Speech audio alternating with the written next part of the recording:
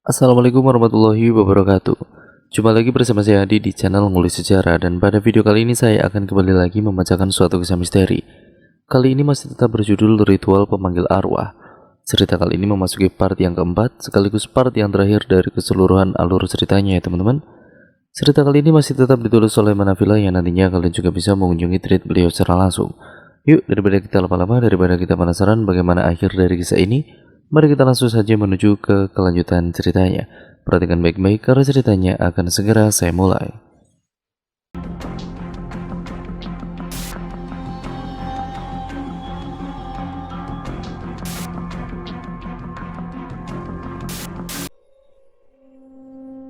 Moza, begitulah orang memanggilku. Namun itu bukan nama asliku. Memang dari dulu aku tidak pernah suka dengan namaku, dan kenyataan tentang Moza membuatku semakin membenci nama itu. Pada Januari 1998, Moza terlahir ke dunia bersamaku. Ya, aku terlahir sebagai anak kembar seperti yang selalu diinginkan oleh nenekku. Nenekku memiliki watak yang keras dan selalu ingin mendapatkan apa yang ia inginkan. Dulu nenekku sangat ingin memiliki anak kembar perempuan, namun tidak tercapai karena kondisi rahim nenekku yang lemah. Pada akhirnya, hingga saat ibuku sudah menikah dengan ayahku, nenekku melakukan segala macam cara agar ibuku bisa memiliki anak kembar.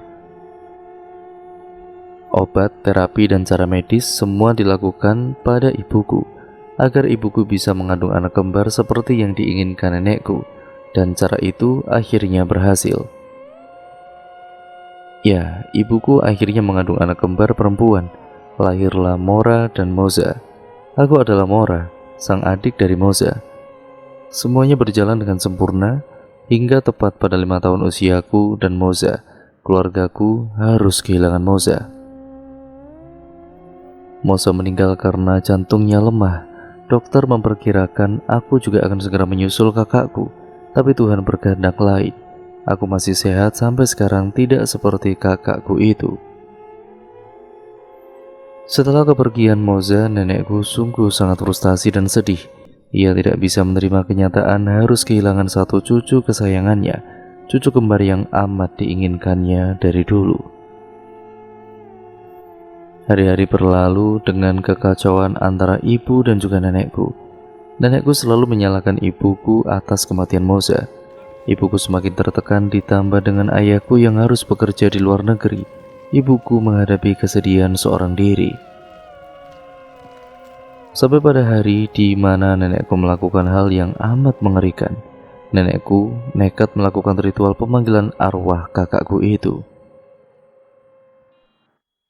Arwah bayi yang tidak berdosa itu dipanggil melalui berbagai ritual dengan mengorbankan beberapa bangkai hewan dan darah manusia, yang tidak lain adalah darah nenekku sendiri.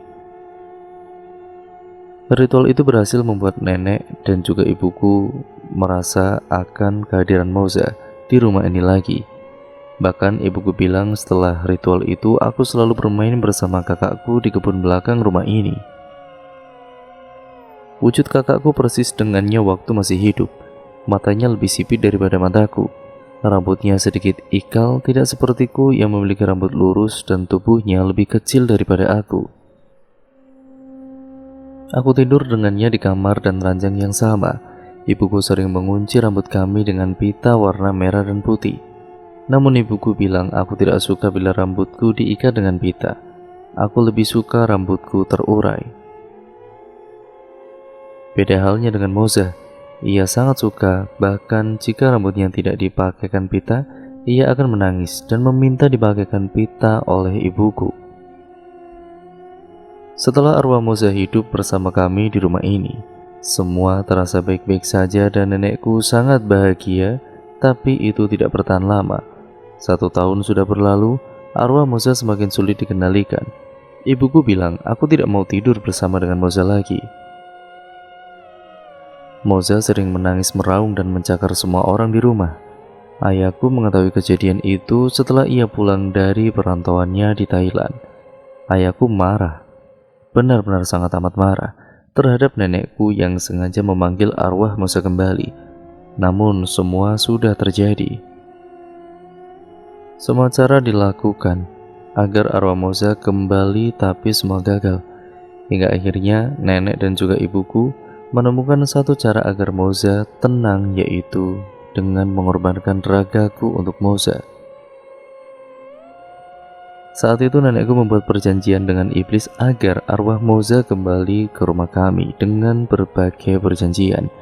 Yang diinginkan iblis itu adalah tumbal, dan nenekku memberikan darahnya saat ritual berlangsung. Namun itu tidak berarti lagi iblis itu semakin ingin menguasai jiwa keluargaku. Mereka merahasiakan ini dariku agar aku tidak ketakutan. Namun caranya salah. Kini aku malah tidak bisa mengendalikan diriku lagi. Aku mulai berpikir, ingatkah kalian pada sosok wanita di gudang toko tempatku bekerja? Itu sebenarnya adalah aku. Ingatkah kalian pada sosok wanita yang mencelakakan aku di kamar kosku? Itu sebenarnya adalah aku. Dan ingatkah kalian pada sosok wanita yang selalu mengusik mimpiku? Itu sebenarnya adalah aku. Aku adalah Mora, bukan Moza. Aku yang terjebak di dalam diriku sendiri. Aku yang mencelakai diriku sendiri. Aku adalah Mora yang terjebak dalam ragaku sendiri yang dikuasai oleh kakakku Moza. Apakah aku ini iblis? Mungkin begitu kenyataannya. Sesekali aku merasa menjadi diriku sendiri dan lebih sering menjadi seperti orang lain. Kini aku tahu kenyataan bahwa terkadang aku bukanlah diriku sendiri. Namun kenyataannya begitu membuatku semakin kehilangan kepercayaan diriku. Pak, Mama pikir Moza akan tertekan setelah tahu kenyataannya. Tapi alhamdulillah ternyata dia baik-baik saja sampai saat ini, Pak. Iya, Mah. Bapak juga sempat khawatir dengan kondisi Moza. Lalu gimana soal ritual pelepasannya? Apa semuanya sudah disiapkan, Mah? Ma Uti bilang, kita lakukan ritualnya minggu depan, sesuai dengan rencana. Setelah ritualnya selesai, kita harus melaksanakan pengajian di rumah ini. Kalau perlu setelah itu kita jual rumah ini dan kita pindah ke Jakarta ya. Mama gak mau hal buruk terjadi, terutama pada Moza.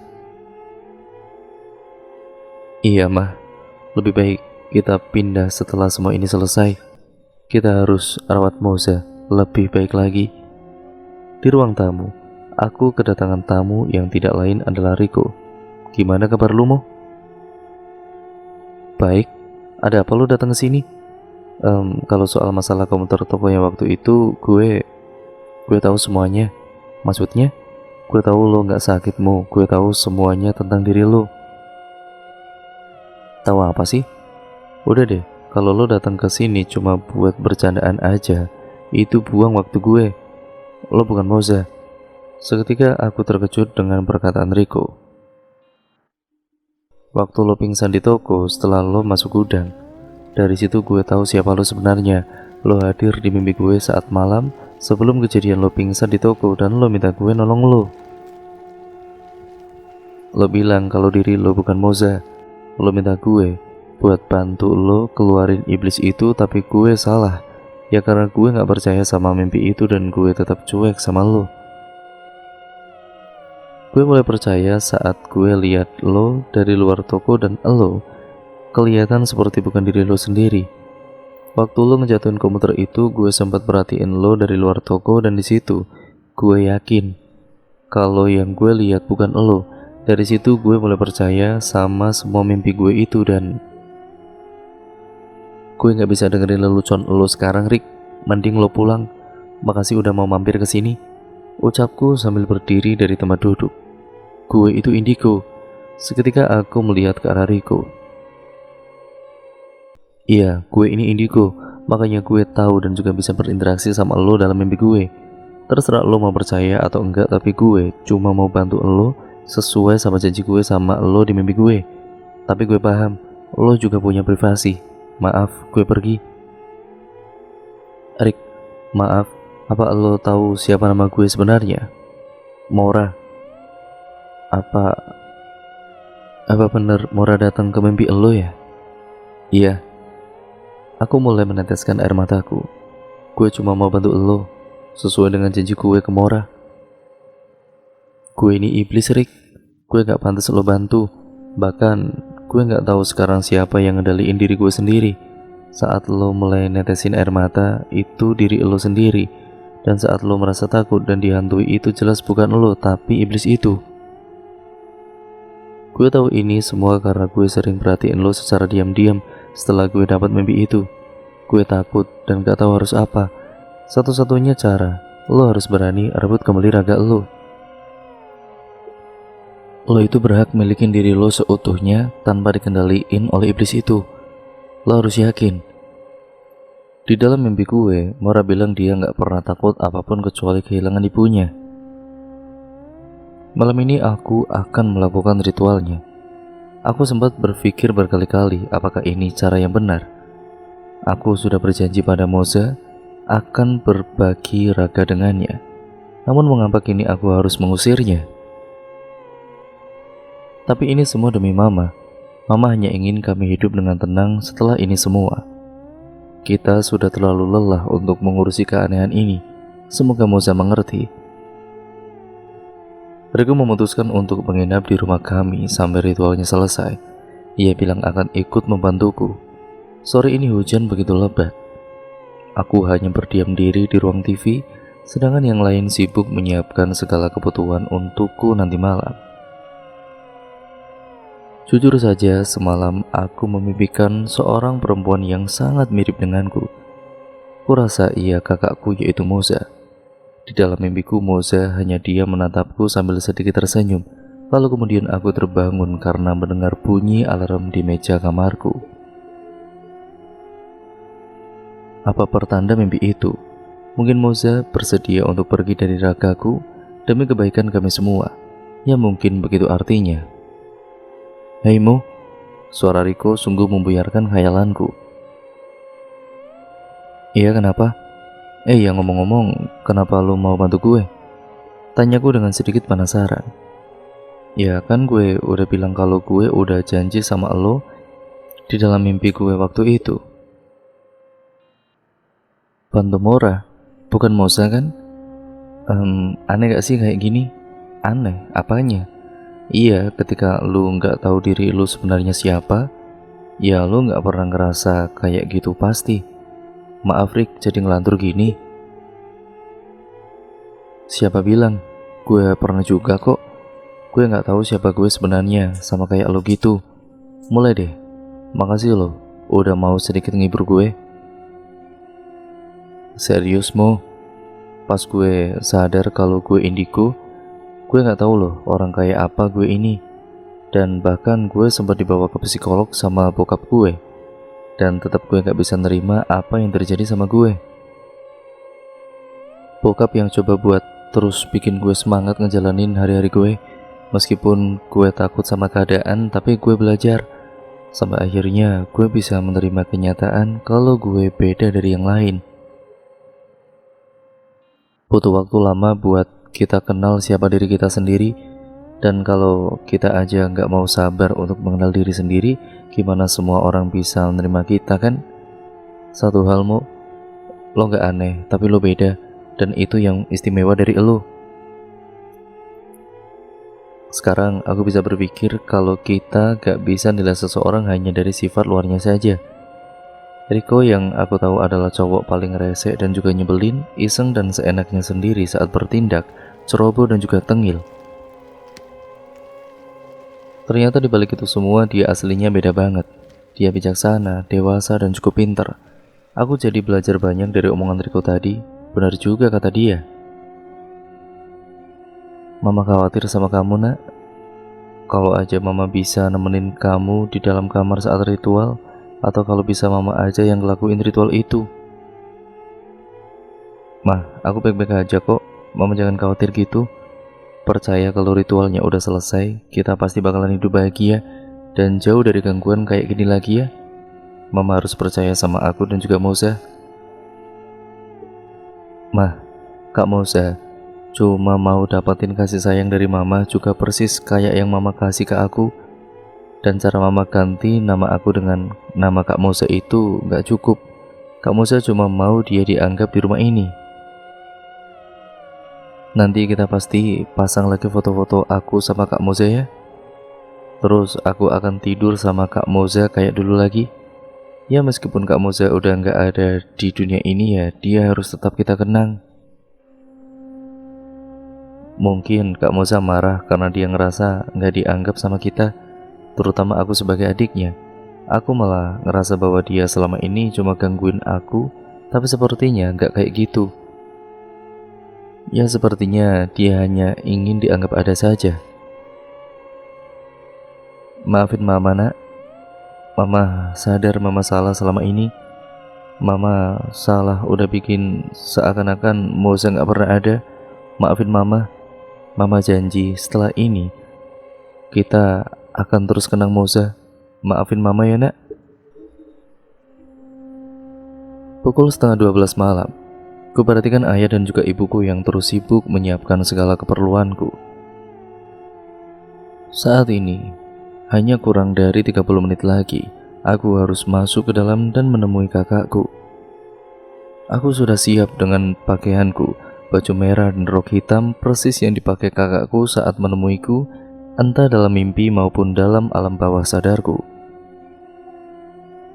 Selama ini, cara kakakku menemuiku memang amat mengerikan. Tapi mungkin ia pun tidak mengerti lagi bagaimana dengan cara yang baik. Semoga saat ritual nanti ia tidak begitu mengerikan. Aku akan tahan rasa takutku demi menemuinya. Aku ingin menyampaikan sesuatu padanya secara langsung. Kini aku, Mama, Bapak, Riko, dan juga Mak Uti sudah di depan kamarku. Aku cukup merasa tegang namun aku mencoba terus menenangkan diriku. Kulihat Riko memandangku sambil tersenyum seakan meyakinkan aku bahwa aku bisa. Ayahku tidak berhenti memegang erat tanganku. Ibuku terus meneteskan air matanya sambil memelukku dari samping. Mak Uti terus membaca ayat-ayat dari kitab yang dibawanya. Dan aku hanya terus menahan semua rasa takutku saat ini. Kini saatnya aku masuk ke dalam kamarku dan melaksanakan semuanya. Baca bismillah. Terus ingat, jangan kosongin pikiran kamu ya nak. Kamu pasti bisa usir hantu itu. Hantu yang Mama sebut itu kakakku dan dia anak Mama. Ma, aku akan berusaha untuk bikin hidup kita lebih tenang, tapi bukan untuk mengusir Kak Moza. Tapi nak, sudah jam 12. Ayo masuk ke dalam sebelum lewat waktunya. Aku tidak mendengarkan lagi perkataan ibuku, dan aku langsung masuk ke kamar ini disusul dengan pintu yang ditutup Mak Uti dari luar. Kini aku sudah di dalam kamar, kulihat keadaan sekitar dengan cahaya lilin. Semua terasa seperti aku kembali pada ritual pertamaku waktu itu. Hanya saja yang kali ini aku merasa lebih berani. Aku langsung berjalan menuju ke kursi di depan cermin dan duduk di kursi itu. Kupandang diriku lewat cermin dan entah mengapa tiba-tiba aku merasa sedih. Kasih ibu kepada beta tak terhingga sepanjang masa. Hanya memberi, tak harap kembali. Bagai sang surya menyinari dunia. Kunyanyikan lagu kasih ibu itu seperti yang Mak Uti perintahkan. Aku tidak melihat ke jam tangan lagi kali ini. Kurasa tidak perlu menunggu waktu terlalu lama untuk membuat kakakku hadir ke sini. Setelah menyanyikan lagu itu, aku sama sekali tidak merasakan kehadiran kakakku di kamar ini. Lalu kemudian aku mengulang untuk menyanyikan lagi. Saat aku belum selesai menyanyikan lagunya, tiba-tiba tok tok tok. Ku dengar suara ketukan dari pintu kamarku, namun tidak ku dengar suara siapapun dari sana. Aku mencoba menghampiri pintu dan mengintip dari sela gagang pintu di kamarku itu, namun tidak kulihat siapapun di luar. Aku kemudian berbalik dan berjalan menuju ke tempat dudukku lagi sambil merasa heran. Saat aku menoleh ke cermin, betapa terkejutnya aku melihat sosok wanita itu lagi di dalam cermin. Wanita itu berpakaian sama denganku. Di dalam cermin aku melihat ia berdiri di belakangku. Aku sangat takut dan terus mencoba menahan ketakutanku. Kak, ini aku Mora. Aku adik kamu, Kak. Aku minta maaf karena selama ini aku gak pernah anggap kakak ada sama aku. Aku sungguh tidak berani memutar tubuhku ataupun berdiri dari tempat duduk ini. Aku hanya berbicara sembari duduk dan memperhatikan kakakku dari cermin di depanku.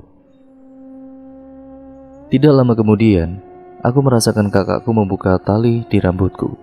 Hingga rambutku terurai, ia mulai menyisir rambutku dengan jari-jarinya. Sesekali ku rasakan kuku tajamnya menggores kulit kepalaku. Aku mulai merasa tidak nyaman dengan perilakunya. Kak, aku tahu kakak marah sama mama, bapak, nenek, dan juga aku. Tapi tolong jangan sakitin aku, Kak. Setelah aku berbicara, ia semakin kuat menyisir rambutku dengan jarinya hingga aku rasakan sesekali kepalaku terbentur ke kayu senderan di bangku itu. Kak, aku tahu kakak marah tapi tolong jangan. Tiba-tiba ia berhenti. Aku mulai merasa pusing dan darah keluar dari hidungku. Kamu mau mengusirku? Dengan keadaan yang amat membuatku sakit, ku dengar suara itu dari arah depanku. Aku mulai kehilangan kendali untuk membangunkan tubuhku. Lalu aku terjatuh dari kursi. Kini aku tersungkur di lantai dengan posisi menatap ke cermin di depanku itu. Tidak lama aku lihat di dalam cermin itu, aku melihat ia bergelantungan dengan rambutnya seperti kejadian di gudang toko waktu itu. Seketika aku merangkak meraih kursi tadi untuk membantuku bangun dari lantai. Ketika aku sudah dalam keadaan berdiri membelakangi cermin, aku tidak melihat siapapun di sini bersamaku. Padahal jelas sekali tadi kulihat kakakku tergantung di atap. Mora, suara lirih terdengar dari belakangku. Seketika aku langsung menoleh dan melihat ke cermin.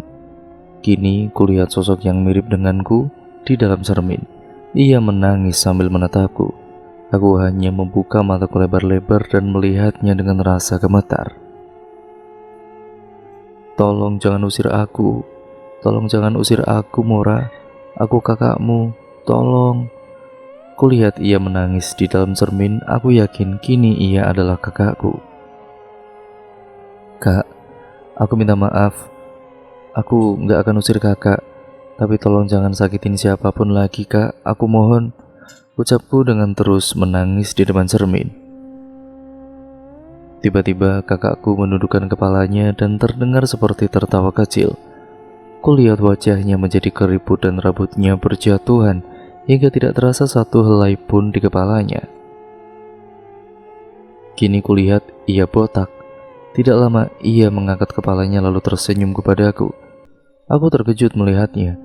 Matanya mengeluarkan darah yang cukup banyak sekali. Tapi ia terlihat tertawa sambil terus menatapku dengan tajam. Kulitnya semakin terlihat keriput, terutama di bagian wajahnya. Ia lalu berjalan keluar dari cermin lalu menghampiriku. Seketika ia berdiri tepat di depanku. Aku terus menghela nafasku dengan kencang karena merasa jantungku semakin berdetak dengan kencangnya. Tidak lama kemudian, ia membuka mulutnya dan kulihat banyak rambut beserta darah yang keluar dari mulutnya mengenai wajahku. Ia memuntahkan begitu banyak rambut dan juga darah. Aku berteriak dengan kencang hingga terjatuh ke belakang. Lalu aku merasakan benturan kuat di kepalaku hingga aku tidak sadarkan diri. Pagi ini, aku terbangun dengan rasa yang amat sakit di kepalaku. Aku tidak melihat siapapun di kamar ini. Yang kulihat semalam, aku terjatuh dan pingsan. Mungkin ayah dan juga ibuku menemukanku yang sudah tidak sadarkan diri di lantai lalu mengangkatku ke ranjang. Kulihat pakaianku sudah diganti. Sungguh aku tidak mengerti apakah ritualnya berhasil atau tidak. Ku duduk di ranjangku sambil mengusap kepalaku berkali-kali. Kuperhatikan isi kamar ini sangat berantakan. Cermin, kursi, dan segala perlengkapan ritual semalam masih berserakan di kamarku. Kemudian aku menguatkan diriku untuk berdiri dari ranjangku dan berjalan ke arah cermin itu. Setelah sampai di depan cermin, aku menyentuh cerminnya dan mengingat kejadian semalam. Apakah benar kakakku yang datang semalam? Mengapa ia terlihat berbeda? Mengapa? Mengapa ia memuntahkan banyak rambut dari mulutnya? Apa ada hubungannya dengan semua ini? Kulihat palu yang kusembunyikan di balik rokku kini ada di bawah kursi. Seingatku semalam aku sama sekali tidak mengeluarkan palu itu. Apa palunya terjatuh saat aku ketakutan? Jegrek! Suara pintu kamarku terbuka. Kulihat Riko masuk ke kamarku. Gimana? Udah enakan? Tanyanya sambil berjalan ke arahku. Rick, gue gak tahu apa ritualnya berhasil atau enggak, jawabku. Soal ritual, cuma lo yang tahu ritualnya berhasil atau enggak. Maksudnya? Rick, gue juga gak tahu apa ini berhasil atau enggak. Tapi yang jelas sekarang gue yakin yang datang semalam ke kamar ini bukan arwah kakak gue.